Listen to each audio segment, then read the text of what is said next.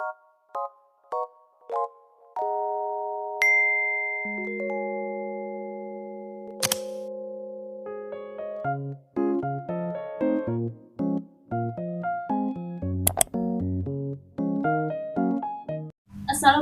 warahmatullahi wabarakatuh. Perkenalkan, nama saya Yunita Ferdianti dari Prodi Pendidikan Sastra dan Bahasa Indonesia, tingkat 1 IKIP PGRI Bojonegoro. Saya akan memenuhi tugas wawancara dari dosen pembimbing mata kuliah keterampilan berbicara, yaitu Bapak Dr. Agus Darmuki, SPD MPD. Di sini saya bersama dengan narasumber saya, Bapak Jupri. Assalamualaikum, apa kabar Pak? Waalaikumsalam, alhamdulillah baik. Baik ya Pak. Pada kesempatan kali ini, saya akan meminta izin untuk mewawancari Bapak tentang bagaimana Bapak bisa ada dalam puncak karir Bapak seperti sekarang. Walaupun dengan latar belakang pendidikan yang bisa dibilang kurang beruntung. Bagaimana Pak? Boleh? Iya. Kalau begitu langsung kita mulai aja ya Pak. Iya. Untuk pertanyaan pertama. Sejak kapan Bapak merintis karir di bidang kewirausahaan, terutama di bidang bisnis toko dan juga menjahit? Kapan Bapak mulai merintis karir? Kalau menjahit itu mulai dari tahun 95. Oh, tahun 95. Ya. Terus kalau bisnisnya toko ini? Kalau bisnis itu mulai dari tahun 2005. Oh, jadi baru-baru ini ya Pak ya, baru tahun 2005 ya Pak? Oh. Oke, langsung ke pertanyaan selanjutnya ya Pak. Ya. Apa saja kendala Bapak waktu pertama kali terjun dalam bidang ini? Seperti terjun dalam bidang menjahit sama di kewirausahaan toko. Apa kendalanya? Kalau jahit memang dulu itu sudah ada benih detik-detik, misalnya kayak menjahit itu sudah menjadi jadi skill dari lahir ya skill Pak? Kayak bukan dari lahir, tapi itu bakat, jadi bakat. Kayak bakat. Nah itu mulai sejak tahun 80-an itu saya sudah punya bakat seperti itu. Terus saya terjun di bidang jahit itu tahun 95. Nah kenapa saya sampai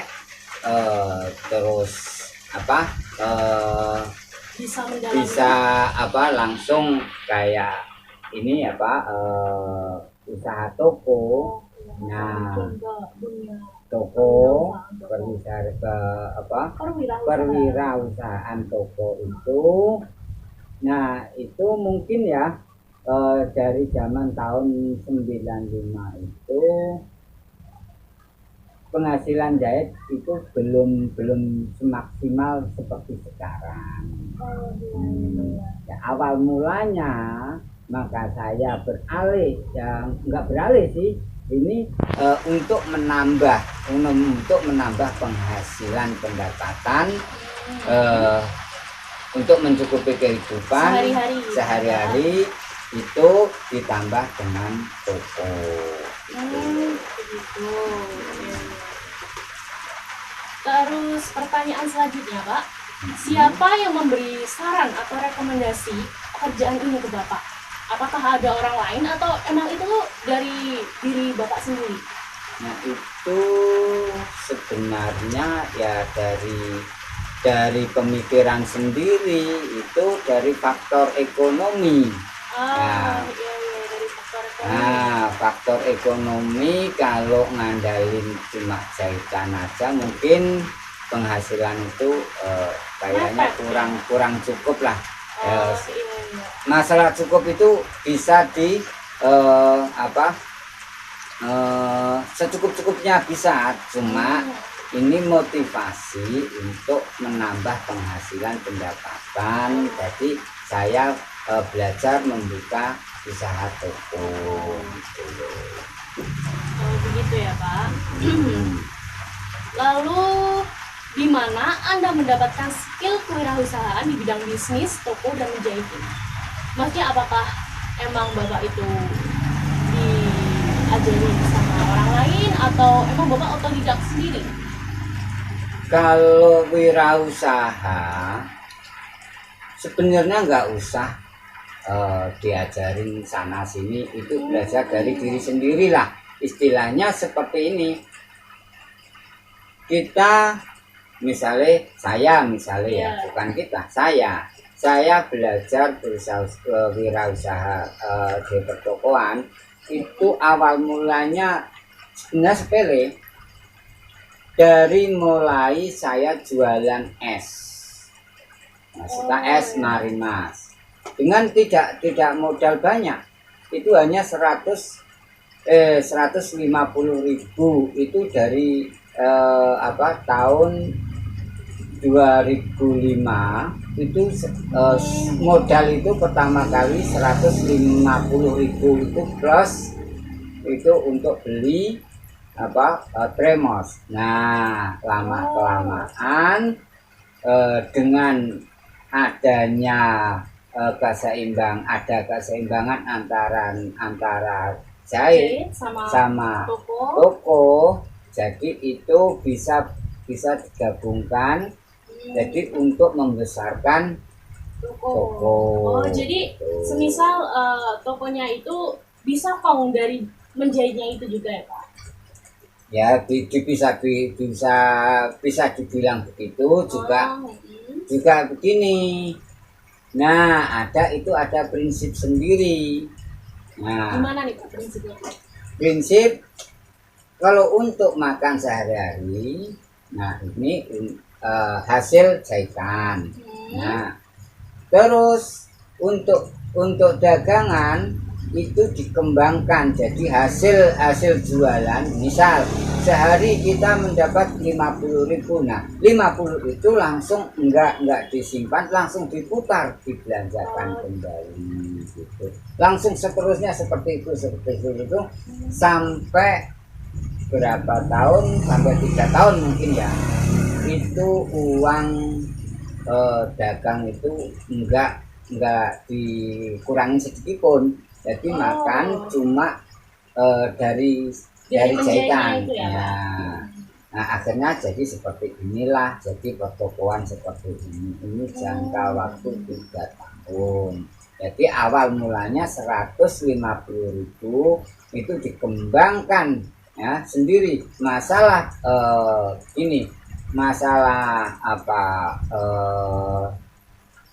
pengalaman dan tidaknya itu kan dari pembeli juga bisa, dari motivasi teman di pasar bisa, dari sales bisa. Kalau pengalaman itu bisa dikutip dari mana aja, manapun bisa gitu. Ya. Oke. Terus yang ini yang nomor 5 ya Pak. Mengapa Anda memilih bidang ini sebagai sumber mata pencaharian Bapak sehari-hari? Bukankah ada bidang lain seperti ternak, bertani, ataupun pengrajin? Kan Bapak bisa menjahitkan ya, otomatis mungkin skill menggambarnya tuh lebih bagus dan lebih lebih terperinci lah daripada yang lainnya gitu. Ini begini. Masalah jahit itu ada pembatasan tersendiri mungkin.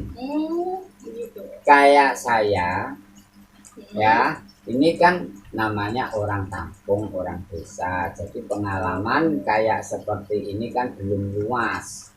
Dari dulu kan belum ada internet, belum ada WA, belum ada YouTube, belum ada Facebook, belum ada IG, jadi semuanya itu manual. Jadi terbatas. Door to door, jadi terbatas. Nah, kalau terbatas mungkin Nah, gandeng ini Pak, ini hanya terbatas. Nah, bagaimana cara kita bisa menambah penghasilan? Ya cuma adanya cuma itu, berdagang lah. Nah, seperti itu. Itu Terus jalan satu-satunya. Tuh. Kalau sampai sekarang, kalau seperti sekarang ya mungkin eh, dulu ya, ya bisa apa ya, bisa sampai luar kota mungkin, tapi ya dulu kan masih door to door, namanya ya, jadi mulut ke mulut, jadi adanya ya masih seperti itu, biasa-biasa saja gitu loh. Paling dapat ya seragam lah, seragam apa, seragam sekolah, seragam PT pun juga nggak seluas kayak sekarang, nggak sebanyak sekarang juga ya ya nggak Pak? sebanyak sekarang gitu loh. Ya, Ini yang terakhir Pak. ya. Menurut Bapak ya, bagaimana cara memotivasi anak muda untuk tetap fokus pada tujuan dan pilihan karirnya agar tetap bisa bertahan hingga mencapai puncak kesuksesan? Kan biasanya sekarang banyak ya anak muda yang sampai tengah itu udah nggak mau, nggak usah, udah nyerah gitu. Itu gimana tuh cara memotivasinya tuh anak-anaknya kayak gitu? Nah itu yang jadi masalah. Sebenarnya mudah kok, Gimana caranya? sebenarnya mudah, asal punya niat, ya udah punya bakat, ya. Jadi semua itu tergantung niat. Kalau memang kita niatnya separuh, setengah-setengah, akhirnya putus jalan. Ya. Nah, kalau memang kita walaupun bagaimanapun, misalnya ada rintangan apapun, kalau kita sudah punya niat, ya didasari bakat, sebenarnya kalau sampai putus tengah itu namanya sia-sia. Ya seharusnya harus satu, misalnya ya satu itu harus tekun, ya niat, sabar, tawakal, walaupun sedikit, kalau memang kita bersyukur itu menjadi berkah gitu loh. Kalau memang ke orang itu putus jalan, berarti dia itu enggak niat, berarti dia itu enggak punya harapan gitu. Harusnya kalau memang dia punya niat, punya harapan ke depan, walaupun cuma hanya menjahit, misalnya seperti saya, mungkin insya Allah bisa untuk menafkahi anak dan keluarga.